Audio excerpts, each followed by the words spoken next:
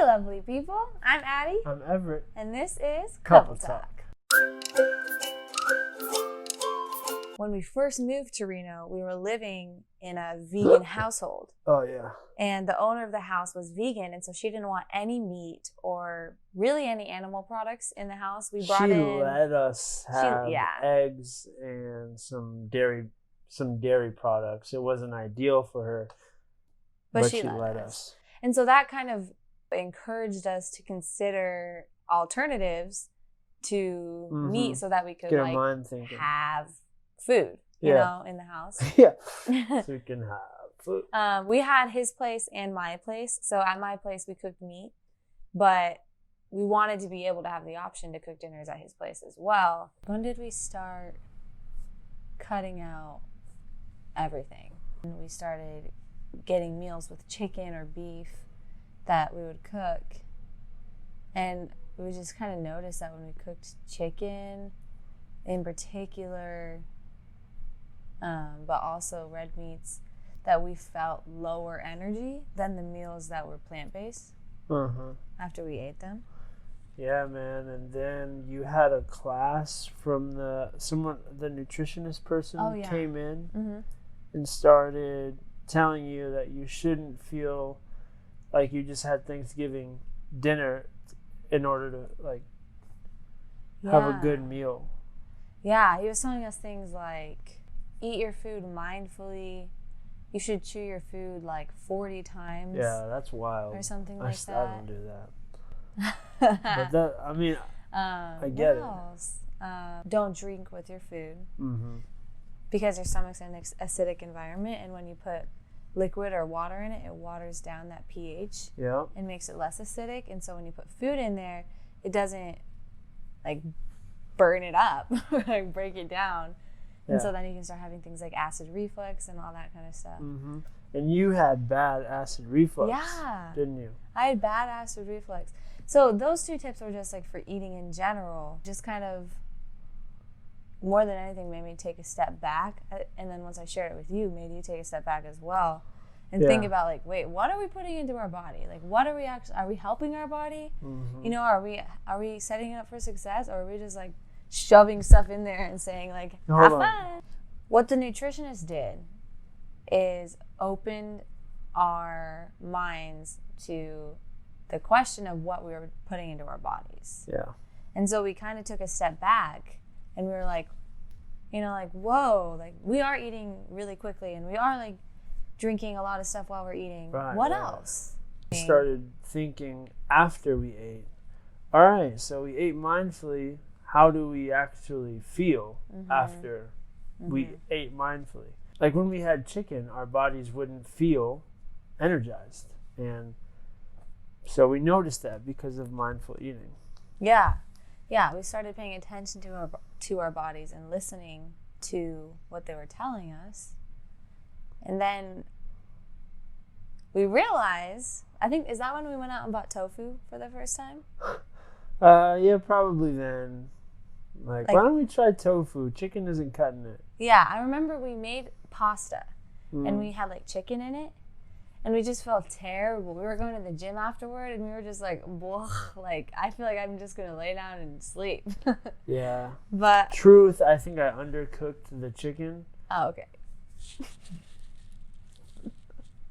But that also I started questioning, why do we have to cook chicken to a certain temperature to have it be edible, right? Yeah. And so I started thinking, all right, maybe we should only eat things that we can eat raw as well, like sushi, fish. We can eat sushi raw. That seems good. It wouldn't be tasty, but I guess you could bite into a fish out of the stream, and maybe it would be tasty. You know, the image is a little gross, but that's basically what sushi is, right? Yeah. Just rip off the scales. Anyway. Yeah. Yeah. But then there's beef. You can do the same thing. Correct me if I'm wrong, but there are countries that have, it's like a delicacy to eat a raw blood sausage like that. Yeah. And so then I personally was like, well, maybe we should try things that we can only eat raw. We can eat raw and we can eat cooked. Either way, it won't give us salmonella. Right. So. Like, why would we want to eat something that we have to cook the sick off of? It's kind of the idea. Yeah. So we went out and bought tofu, and we didn't have any idea how to cook it, but we just fried it up and put it in our spaghetti, and we were eating it, and we were like, this tastes kind of like chicken. Kind of like chicken. But, like, it makes us feel better. Kind of like chicken. We felt great after eating the tofu spaghetti. Once we started eating tofu, we realized that there are alternatives to meat. We weren't really, like, into meat that much, and we felt better, more energized, more light, more clean after eating plant-based meals over animal-based meals or products. Something that, what about dairy? And this was more a question that you posed because you felt well, I couldn't digest it. Yeah. Yeah. I would have some tough times, as would you, dealing with me. Oh, yeah. And for a while, I still ate it. I liked the yogurt and the cottage cheese and that kind of stuff. And I was like, I still feel fine. But it was almost like the longer that I didn't eat meat for, the more dairy started to smell and like taste not good to me. Wow. I didn't know that. Yeah.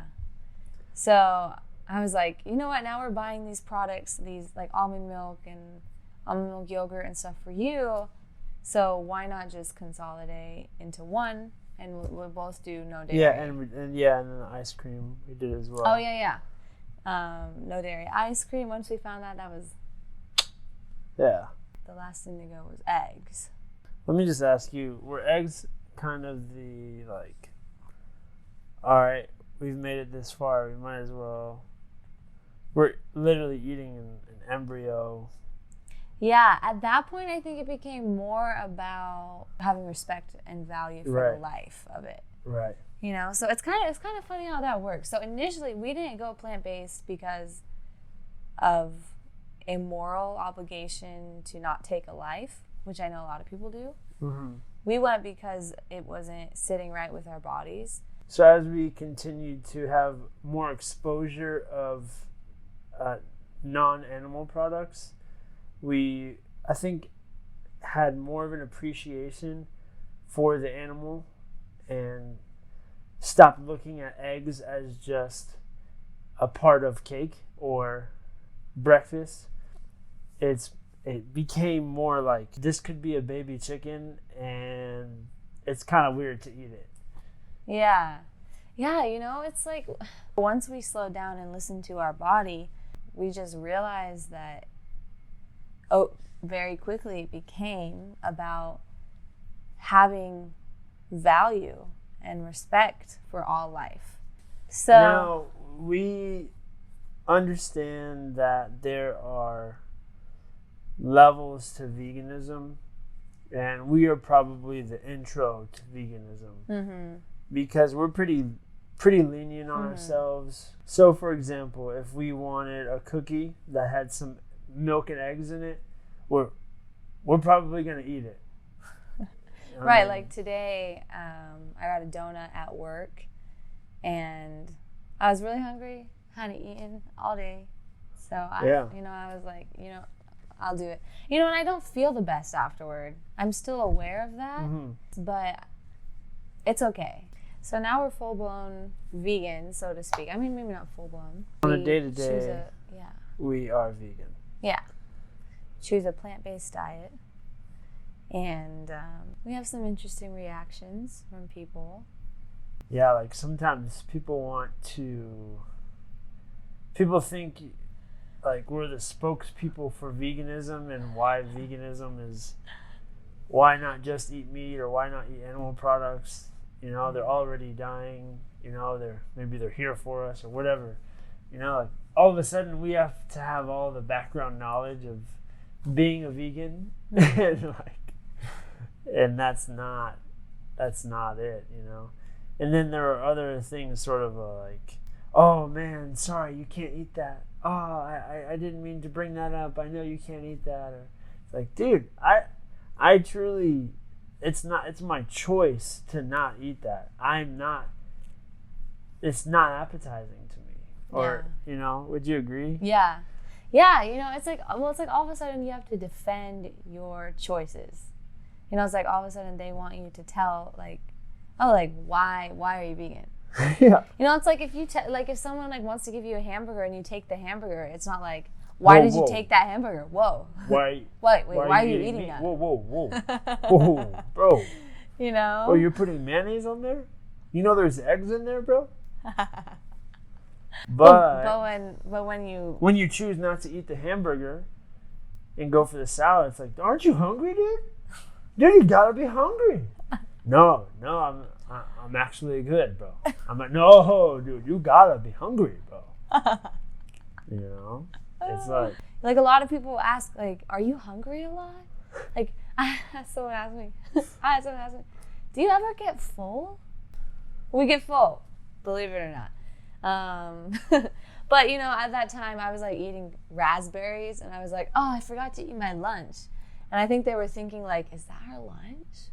Like, is that it? Like, is that what vegans eat? Is she just eating raspberries, actually?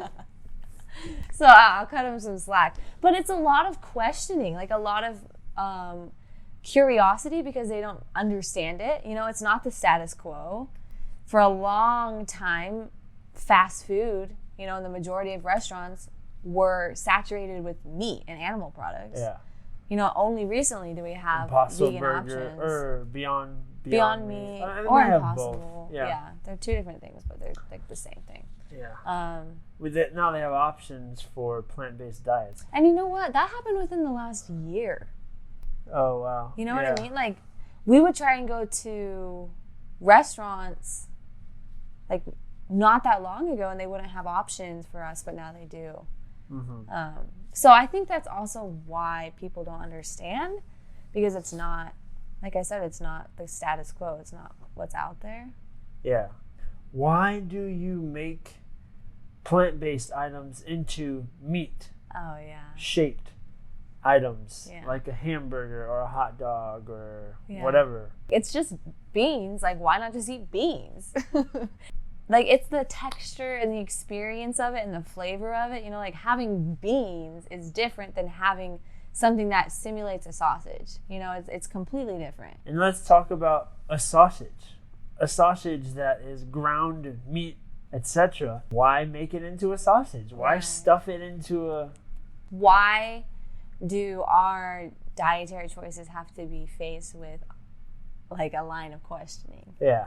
You know, and I also think that the term veganism has kind of a bad rap. And I think society has attached that connotation to it. It's like that's what you think of instead of the actual value of a plant-based diet. Yeah. You know, so what do we get from a plant-based diet? Like, why do we continue to choose it? Value of a plant-based diet, for one, we don't have to worry about, like, cleaning profusely. Like, let's say we were to cut a chicken, for example, we'd have to really make sure to sanitize everything prior to bringing in vegetables or a different source of food. But with being vegan, everything is fine. You can cut everything on one cutting board. Kind of a practical reasoning as to why. Another reason is that you're getting your energy directly from the energy source, right? I mean, not directly. The energy source is the sun. But plants are the second energy source, right? Yeah. So they take energy from the sun and through photosynthesis turn it into energy that we can consume.